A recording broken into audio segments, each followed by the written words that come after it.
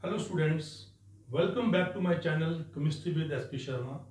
आज का हमारा टॉपिक है स्पेस लैटिस या crystal lattice. Students, space lattice क्या होता है? स्पेस मीन 3D और lattice mean a regular arrangement of particles. A regular arrangement of particles.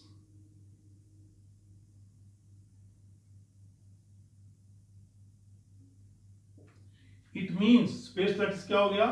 A three-dimensional regular arrangement of particles in space where each constituent particle is represented by point is called space lattice। मतलब constituent particle की three dimensional arrangement, वहां पर हर एक constituent particle को हम point से क्या करते हैं? रिप्रेजेंट करते हैं, उसे हम कहते हैं स्पेस लैटिस और क्रिस्टल लैटिस। फॉर एग्जाम्पल ये क्यूब देखिए, इस क्यूब में जो कॉन्स्टिट्यूएंट पार्टिकल्स हैं, देख रहे हैं आप, जो दिखाई दे रही है आपको, इसको हमने थ्री डायमेंशनल अरेंजमेंट किया हुआ है। हम कहेंगे ये क्या है? स्पेस लैटिस है।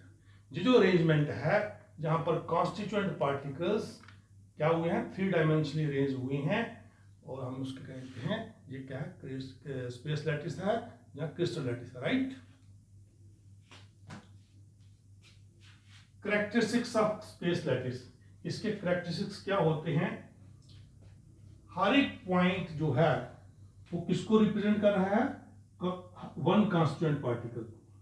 जैसे ये पॉइंट है, ये भी वन कांस्टिट्यूएंट पार्टिकल रिप्रेजेंट कर रहा है। जैसे ये पॉइंट है, ये भी वन कांस्टिट्यूएंट पार्टिकल को रिप्रेजेंट कर रहा है। कोई भी पॉइंट है वो वन कांस्टिट्यूएंट पार्टिकल को रिप्रेजेंट करता है। कांस्टिट्यूएंट पार्टिकल मैंने बताए हुए हैं आपको, मे बी एटम, आयंस और मॉलिक्यूल्स। तो ये एटम हो सकता है, मॉलिक्यूल हो सकता है, आयन हो सकता है। और हर एक पॉइंट को हम लैटिस पॉइंट कहते हैं। क्या कहते हैं? लैटिस पॉइंट या लैटिस साइट और lattice site. Each point in the crystal lattice is called lattice point और लैटिस साइट। फिर जो पॉइंट है इसको हम ज्वाइन करते हैं with the help of straight line. Straight line से हम ज्वाइन करते हैं in order to get geometry. आओ तो समझते हैं क्रिस्टल लैटिस क्या होता है। Crystal lattice is nothing, it is a three-dimensional regular arrangement of the constituent particles in space is called space lattice। इसके कैरेक्टरिस्टिक्स बताए मैंने आपको। each point in the crystal lattice is represented one constituent particle। दूसरा characteristics बताया मैंने आपको, जो हर एक पॉइंट है, जो हर एक कांस्टिट्यूएंट पार्टिकल है, उसको हम कहते हैं लैटिस पॉइंट या लैटिस साइट कहते हैं, राइट। और तीसरा बताया मैंने आपको, लैटिस पॉइंट को हम ज्वाइन करते हैं with the help of straight line in order to get geometry. Students, ये डायग्राम आपको बड़ा टफ लग रही हुई, लेकिन बड़ा आसान तरीका है। इसको कैसे बनाते हैं देखिएगा। सबसे पहले एक स्क्वायर बनाइए,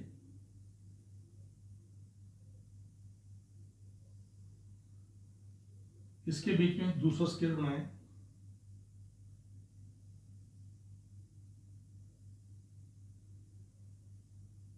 इन कॉर्नर्स को ज्वाइन कर दें।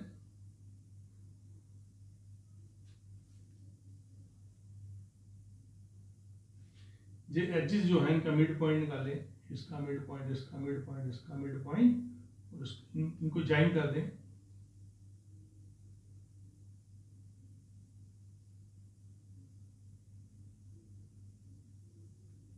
राइट। फिर क्या करें? इनका मिड पॉइंट निकालें, इसका, इसका, इसका, इनको ज्वाइन करें। ऊपर वाला ऊपर ले आओ, ज्वाइन कर दो। मिडिल वाला मिडिल में ज्वाइन कर दो, और नीचे वाला नीचे में ज्वाइन कर दो, इनको ज्वाइन कर दो। फिर आप इनका मिड पॉइंट निकालें, इसका निकालें और इसका निकालें। इसका मिड पॉइंट ये आ गया, इसका ये आ गया, इसका ये आ गया, इनको ज्वाइन करो। लास्ट वाला लास्ट के साथ ज्वाइन कर दो, मिडिल वाला मिडिल के साथ कर दो, और पीछे वाला पीछे वाले, इनको ज्वाइन कर दो, इसको भी ज्वाइन कर दो। ये सारे क्या हैं? कांस्टिट्यूएंट पार्टिकल्स है।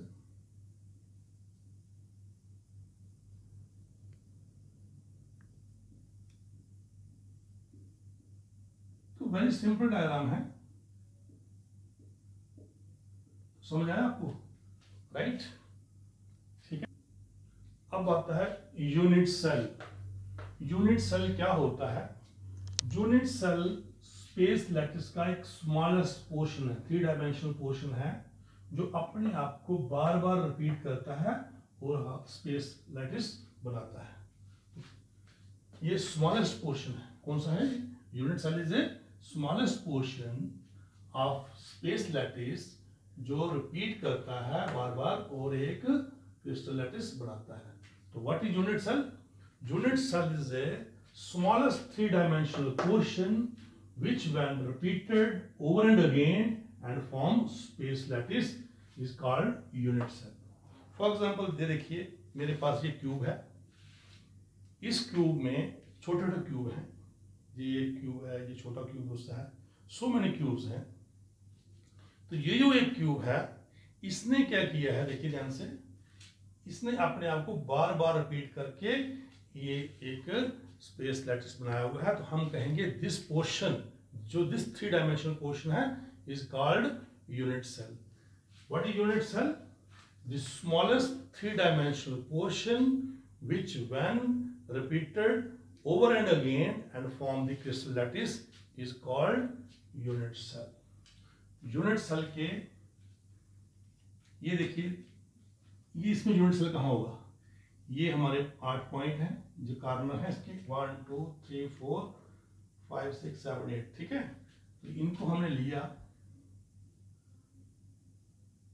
ये जो पोर्शन है बीच वाला,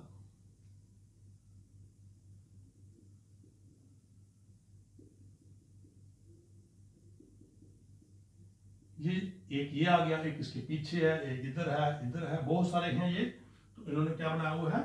एक स्पेस लैटिस बनाया हुआ। तो हम कहेंगे this portion is called unit cell, जैसे यहां दिखाया हुआ है, this is unit cell, right. अब आती बात characteristics of unit cell. Characteristics of unit cell. Students, unit cell के अंदर 6 पैरामीटर होते हैं। कौन कौन से होते हैं? जैसे देखिए, ये एक स्क्वायर बनाया मैंने, ये दूसरा स्क्वायर बनाया, इनको ज्वाइन किया जिसको। अब इसके अंदर ये एक्स एक्सिस है, ये वाई एक्सिस है और ये जेड एक्सिस है। ये जो साइड है एक्स एक्सिस पर, इसे हम कहते हैं ये A, it is represented by A. जो वाई एक्सिस है it is represented by B, और जो जेड एक्सिस है it is represented by C, right. तो ये इट हैज 3 एजेस,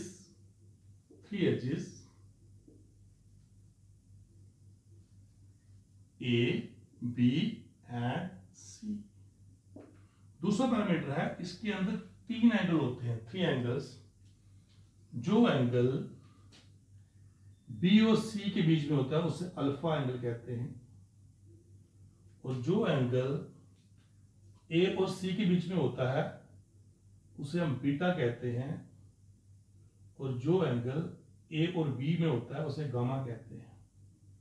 जहां हम ये भी कह सकते हैं, जो ए के सामने होगा वो अल्फा होगा, जो बी के सामने होगा बीटा होगा, जो सी के सामने होगा वो गामा होगा। तो 3 एंगल्स होते हैं, 3 एंगल्स। कौन कौन से? Alpha, beta and gamma, right.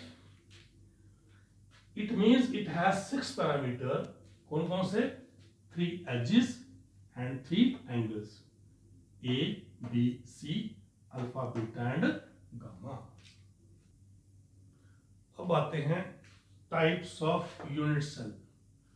Students, unit cell जो हैं ये 2 तरह के होते हैं, एक होता है प्रिमिटिव, दूसरा होता है non primitive. Primitive unit cell क्या होता है, नॉन प्रिमिटिव यूनिट सेल क्या होता है, आओ पढ़ते हैं। प्रिमिटिव यूनिट सेल वो यूनिट सेल होता है जिसके जो पॉइंट्स हैं सिर्फ कॉर्नर्स पर ही हो। कहां पर हो? ओनली एट द कॉर्नर्स, और कहीं नहीं हो, तो हम कहते हैं it is called primitive unit cell. A unit cell is called primitive if it has points only at the corner, is called primitive unit cell।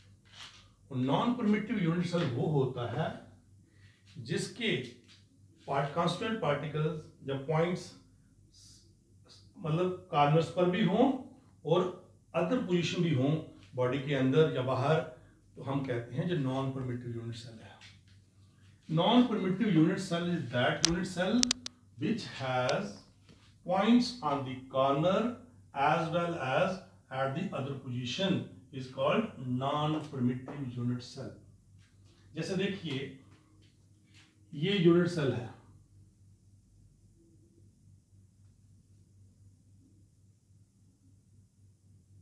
इस यूनिट सेल को हम क्या कहेंगे? इस यूनिट सेल को हम कहेंगे ये प्रिमिटिव है। क्यों प्रिमिटिव है? इसके सारे पॉइंट्स कहां पर हैं?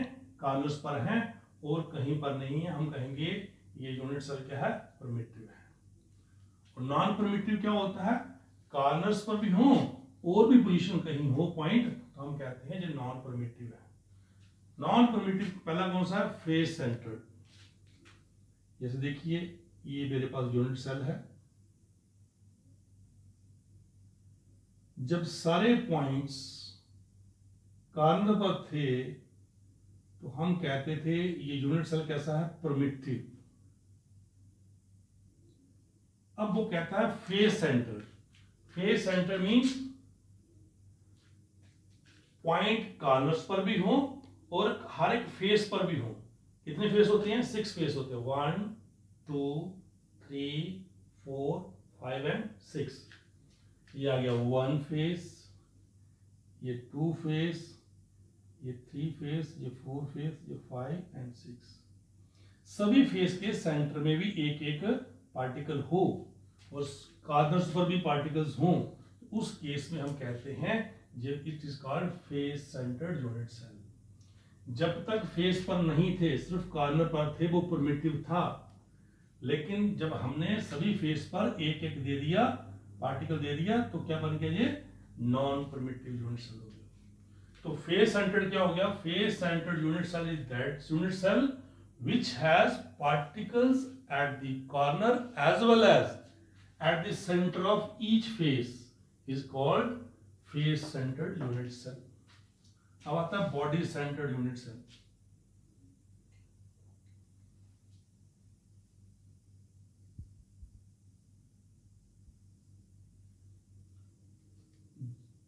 ये हो गया हमारा प्रिमिटिव। अब कॉर्नर्स पर है तो प्रिमिटिव है। वो एक पार्टिकल बॉडी के सेंटर में होना चाहिए, तो बन गया body centred unit cell. A body centred unit cell is that unit cell which has particles at the corner as well as one particle present in the center of the body, right? And centered unit cell।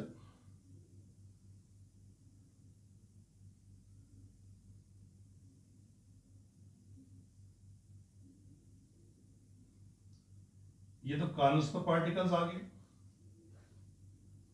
अब and centre का मतलब and दो होते हैं, at time क्या होता है? दो होते हैं, ये और ये, जहां ये और ये। हम एक ऊपर लगा लिया, एक नीचे लगा दिया। जिस यूनिट सेल के अंदर पार्टिकल्स कॉर्नर्स पर हों और एंड सेंटर पर हों, तो उसे हम कहते हैं एंड सेंटर्ड यूनिट सेल। तो आओ यूनिट सेल की बात करते हैं। यूनिट सेल जो होता है, पता ही आपको, ये एक स्मॉलेस्ट पोर्शन है किसका? स्पेस लैटिस का, जो अपने आप को रिपीट करके एक बहुत बड़ा स्पेस लैटिस में आता है, उसे हम कहते हैं यूनिट सेल। यूनिट सेल दो तरह के होते हैं, प्रिमिटिव और नॉन प्रिमिटिव। प्रिमिटिव वो होते हैं जिनके कॉन्स्टिट्यूएंट पार्टिकल जब पॉइंट्स जो हैं सिर्फ कॉर्नर्स पर हों और कहीं नहीं हो, हम कहते हैं वो प्रिमिटिव होता है।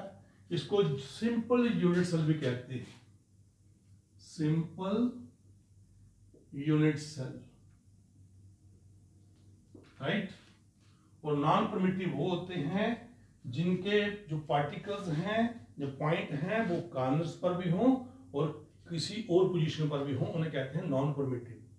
अब नॉन परमिटिव 3 तरह के होते हैं, face centred, body centred end end centred unit cell. Face centred क्या होते हैं? फेस सेंटर्ड वो यूनिट सेल हैं जिनके पार्टिकल जब पॉइंट कॉर्नर्स पर हों और हर एक फेस के सेंटर में भी एक एक पॉइंट हो, उसे हम कहते हैं ये फेस सेंटर्ड है। बॉडी सेंटर्ड क्या होते हैं? बॉडी सेंटर्ड यूनिट सेल वो यूनिट सेल होता है जिसके पॉइंट्स कॉर्नर्स पर हों और एक पॉइंट बॉडी के सेंटर में हो, उसे कहते हैं बॉडी सेंटर्ड। और एंड सेंटर्ड यूनिट सेल क्या होते हैं? ऐसा यूनिट सेल जिसके पॉइंट्स कॉर्नर पर हों और 2 एंड के सेंटर में भी हों, उसे हम कहते हैं एंड सेंटर्ड यूनिट सेल। अब आते हैं कुछ इंपॉर्टेंट पॉइंट समझने वाले क्यूब के। जैसे देखिए ये क्यूब है मेरे पास, नंबर ऑफ कॉर्नर्स कितनी है इसकी? 1 2 3 4 5 6 7 एंड 8 कॉर्नर्स होते हैं क्यूब के, राइट? क्यूबाइड के वेट होते हैं, लेकिन क्यूब की बात करें तो 8 कॉर्नर्स होते हैं। फेसेस कितने हैं? ये 1 2 3 4 5 एंड 6 फेसेस होते हैं, राइट? नंबर ऑफ एजेस कितने हैं? ध्यान दीजिए, 1 2 3 4 5 6 7 8 9 10 11 12 एजेस होते हैं, राइट? बॉडी सेंटर, बॉडी किसी बॉडी का सेंटर क्या होगा? एक ही होगा। इसका सेंटर कहाँ होगा? इसके अंदर होगा, तो वो कितना होगा? एक ही होगा। बॉडी सेंटर एक। फेस कितने हैं इसके? फेस सॉरी एंड फेस कितने हैं? End faces at a time 2 ही होते हैं, या ये और ये 2 या ये और ये। एंड फेसेस 2 होते हैं। डायगोनल्स, डायगोनल्स का मतलब ये है body diagonals, not diagonal but आप इसको देखिए, इसको यहां ज्वाइन करें एक डायगोनल, इसको यहां करें 2, इसको यहां 3 और इसको यहां 4। इसका ऊपर नीचे, इसका ऊपर यहां नीचे 2 ये बन गए, इसका ऊपर नीचे और इसका ऊपर ये नीचे 2 यहां बन गए 4। तो ये थे कॉर्नर्स कितने होते हैं, फेसेस कितने होते हैं, एजेस कितने होते हैं, क्योंकि हमने जब न्यूमेरिकल्स करने हैं ये चीजें हमारे काम में आएंगी, राइट? तो आज का टॉपिक हम जहां खत्म करते हैं। धन्यवाद।